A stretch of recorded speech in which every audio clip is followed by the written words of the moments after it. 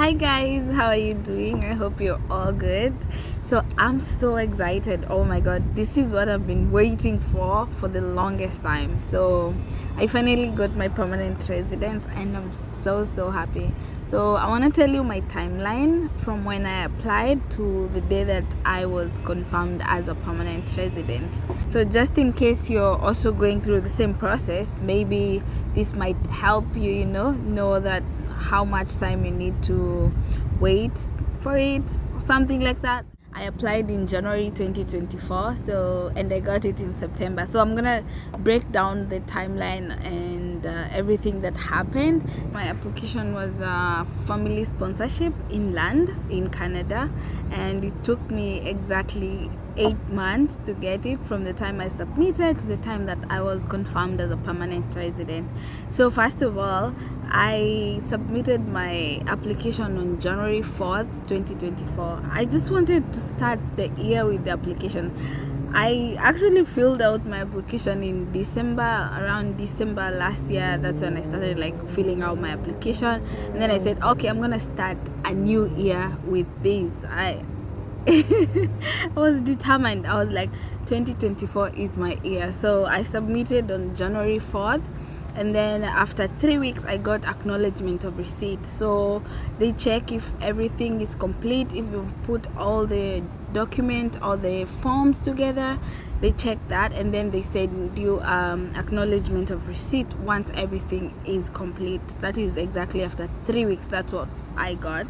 Some people get it after 3 weeks, some others 4 weeks, some people even it takes like 2 months or some stuff like that. But mine, I got it in 3 weeks, and I think most people get it around there. So, and then after that, the next thing was getting a biometrics. So I know when you come to Canada with like a visit visa, you already have a biometrics that's valid for 10 years. But when you're applying for permanent resident, you need to put new biometrics. They request you to give new biometrics. I think it's because the other one was for temporary resident and this one is for permanent resident. I am not sure why, but I had to give my biometrics again. So on 14th February 2024, I got my biometric request letter, and then I booked my biometrics. I got a space in like 2 weeks. It was like the closest place I could go. I'll get like space after 2 weeks. So I gave my biometrics on the 27th of February, and then 1 week before I gave my biometrics, I don't think it's 1 week, 5 days before I gave my biometrics, I had done upfront medicals, because they require you to do medicals. So on 22nd of February, I got medical, it says medical pass. So yeah, my medical was good. And what they checked during medicals was I did x-ray, I did blood test, I did general checkup. Yeah, that's what I did. And the price for medical was like 290 Canadian dollars. Yeah, that's what I paid. So I done upfront medical, so they didn't have to request me any.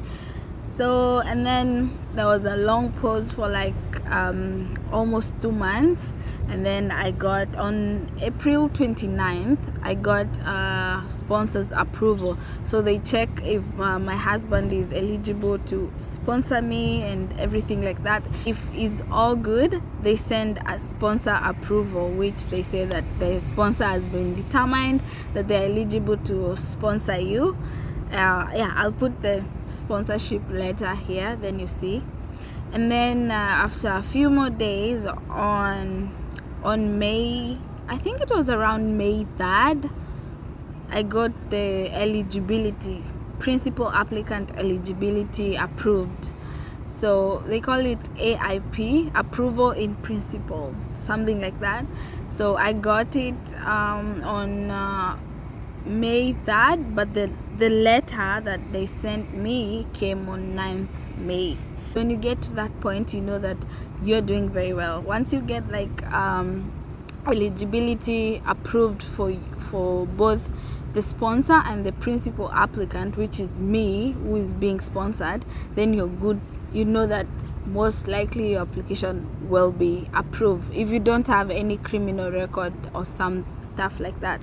So I knew I didn't have any criminal record. I've never been arrested before or anything like that.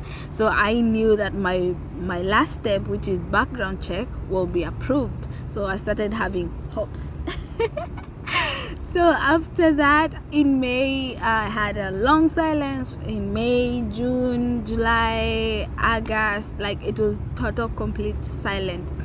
And then around on August 17th, I got final decision appearing on my account.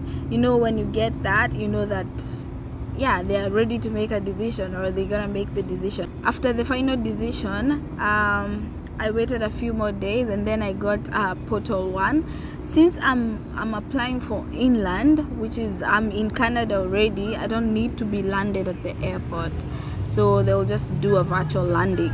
So the virtual landing, you get they send you 2 emails. One is called portal 1. People call it portal 1, and the other one is portal 2. So portal 1, you get like they tell you to confirm if you're in Canada, and they ask you some questions about your eye color, where you're from and stuff. Like, I'll just put it here so that you can see, and then you're supposed to reply to that email, same email that sent you that email. You reply to it and you confirm you're in Canada. If you're not in Canada at the moment, don't, or just tell them you're not. You will, or you just tell them when you'll be back, you know, something like that, because they need to know you're inside the country so that they can land you. And then I got that on 21st of August, and then after 2 weeks, on 5th September, I got my portal 2. Portal 2 is you're supposed to upload a photo, professional digital photo, which they'll use for your PR card. So yeah, I had that, so I uploaded that, and also you have to confirm your address so that they can send your PR card. And then the other thing was confirming you're in Canada. Again, you have to confirm you're in Canada.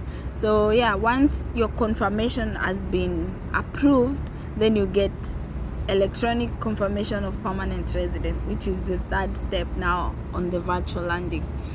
So yeah, I just got my ECOPR. I'm so happy. Like, you know, when it just says it has been confirmed you're a Canadian permanent resident, you just feel so much relief. Oh my god, that process is just hectic. I can tell you, like, you're so impatient, but there's nothing you can do.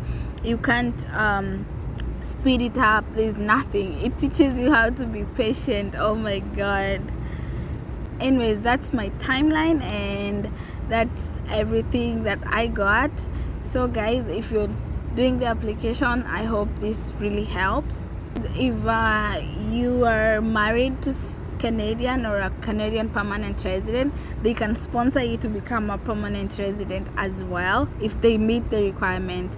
So my application, I was being sponsored by my spouse. There's another way somebody can sponsor you if you're not legally married, which is called common law, and you have to be living together. You have to have lived together for at least 1 year in a marriage-like relationship. Like, you have to prove, you know, you're together like a couple, something like that. You don't have to show your marriage certificate, but if you've been living together, I would say if you're from Kenya, we call it come we stay, right?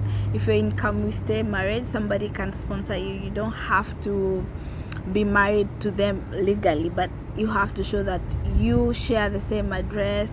You have to show that, you know, you're together, you're connected in a way. So yes guys, so either a spouse or a common law can sponsor you to become a permanent resident. I know this whole process, it feels very overwhelming, but you just have to take it a step at a time, and then you can do it on your own.